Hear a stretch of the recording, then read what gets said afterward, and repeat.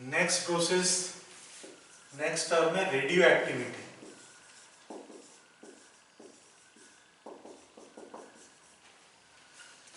Radio activity इसको discover किया था एक साइंटिस्ट ने, उसका नाम था हेनरी बैक्वेरेल।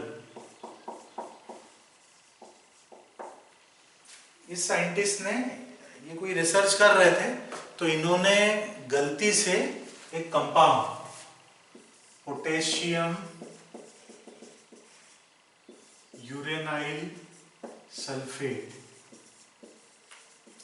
इस कंपाउंड को ब्लैक पेपर में लपेट करके अपने टेबल के ड्रॉअर में रख दिया था।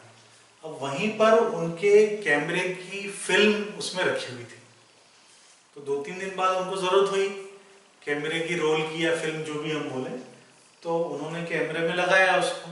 उन्होंने देखा कि वो फिल्म खराब हो गई थी, तो उनको समझ में नहीं आया कि अभी नया रोल खरीद के लाए थे, नई फिल्म थी, ये खराब कैसे हुई। अब साइंटिस्ट जो होते हैं कुछ नए ढंग से सोचते हैं, तो उन्होंने फिर से क्या किया, एक नया फिल्म खरीदा बाजार से और उसी ड्रॉअर में रख दिया। ये कंपाउंड रखा था, वो सोच रहे थे कि कंपाउंड से कहीं ना कहीं खराब हुआ होगा, तो आखिर पता लगाने के लिए फिर से एक नया फिल्म उन्होंने रख दिया। तो 1-2 दिन बाद उसको यूज किया, जब कैमरे में लगा के, वो भी खराब हो गया था। 2-3 बार उन्होंने एक्सपेरिमेंट किया और फाइनली उनको ये समझ में आया कि ये जो कंपाउंड है पोटेशियम यूरेनाइल सल्फेट, इसको चूंकि ब्लैक पेपर में रैप करके रखा था, तो पोटेशियम यूरेनाइल सल्फेट से कुछ इनविजिबल रेज निकलती हैं जो कि उस फोटोग्राफिक फिल्म को या रोल को खराब कर देती है।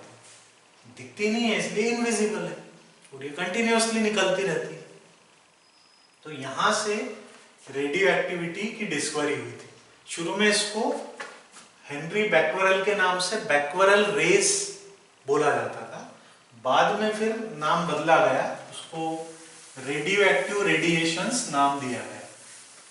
तो रेडियो एक्टिविटी क्या है, किसी भी सब्सटेंस से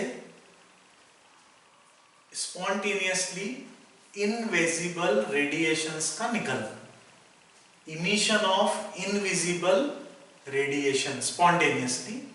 जिस सब्सटेंस से रेडिएशन निकलते हैं उनको बोला जाता है रेडियो एक्टिव सब्सटेंसेस, और इस प्रोसेस को बोला जाता है रेडियो एक्टिविटी। इसके एग्जांपल्स क्या हैं, तो यूरेनियम एक रेडियो एक्टिव सब्सटेंस है, थोरियम रेडियो एक्टिव है, काफी सारे हैं।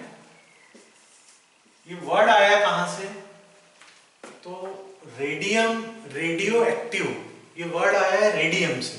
जो रेडियम जैसा एक्टिव हो उसको रेडियो एक्टिव बोला गया है ना। तो रेडियम से लगातार इनविजिबल रेडिएशंस निकलते हैं। ज्यादातर जो वर्क हुआ, रिसर्च हुई, वो शुरू में रेडियम को लेकर हुई, इसलिए रेडियम जैसा एक्टिव, उसके नाम आ गया रेडियो एक्टिव।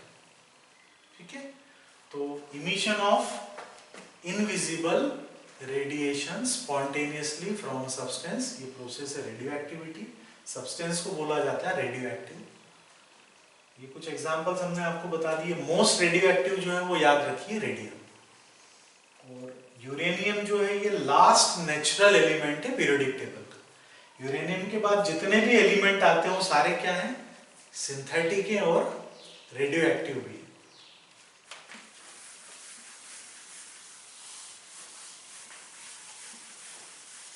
अब जो रेडियो एक्टिव सब्सटेंस है उससे लगातार कुछ इनविजिबल रेडिएशंस निकलते रहते हैं, तो इनको सबसे पहले रेडिएशन के नेचर को सबसे पहले स्टडी किया था रदरफोर्ड, नेचर ऑफ रेडिएशंस, इसको स्टडी किया था रदरफोर्ड ने। उसने क्या किया, लेड से बना हुआ एक ब्लॉक लिया, इस ब्लॉक में एक होल किया और इसमें उसने रखा रेडियम को। अब रेडियम से निकलने वाली जो रेस थी उसको उसने पास किया इलेक्ट्रिक फील्ड से और मैग्नेटिक फील्ड से। जब इलेक्ट्रिक फील्ड में रखा रेडियम को, तो उसने देखा कि कुछ रेडिएशंस अनडिफ्लेक्टेड पास हो जाते हैं, सीधे निकल जाते हैं, पॉजिटिव नेगेटिव किसी भी प्लेट की तरफ डिविएट नहीं होते। इन रेडिएशन को उसने नाम दिया गामा रेज या गामा रेडिएशंस। उसने देखा कि कुछ रेडिएशंस पॉजिटिव प्लेट की तरफ डिविएट होते हैं। अब पॉजिटिव की तरफ डिविएट हो रहे हैं मतलब उनके ऊपर चार्ज क्या होगा, नेगेटिव होगा। तो उनको नाम दिया उसने बीटा रेज या बीटा रेडिएशंस। कुछ रेडिएशंस नेगेटिव प्लेट की तरफ डिफ्लेक्ट हुए, नेगेटिव की तरफ जा रहे हैं मतलब उनके ऊपर चार्ज कौन सा होगा, पॉजिटिव होगा। उसको नाम दिया उसने अल्फा रेज या अल्फा रेडिएशंस। तो मेनली जो रेडिएशंस होते हैं रेडियोएक्टिव वो तीन टाइप के होते हैं। कौन कौन से, अल्फा, बीटा और गामा। अल्फा रेडिएशन जो है ये पॉजिटिवली चार्ज्ड है, बीटा रेडिएशंस नेगेटिवली चार्ज्ड है और गामा रेडिएशन चूंकि अनडिफ्लेक्टेड पास हो रहा है मतलब ये न्यूट्रल है। अब इनमें तीनों में अपन कंपैरिजन देखेंगे। उसके अलावा हम ये बताना चाहते हैं आपको, ये जो लेड मेटल का ही ब्लॉक क्यों लिया।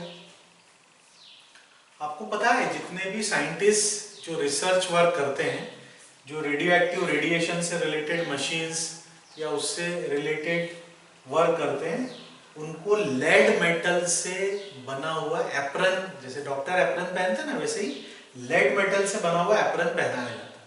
क्यों?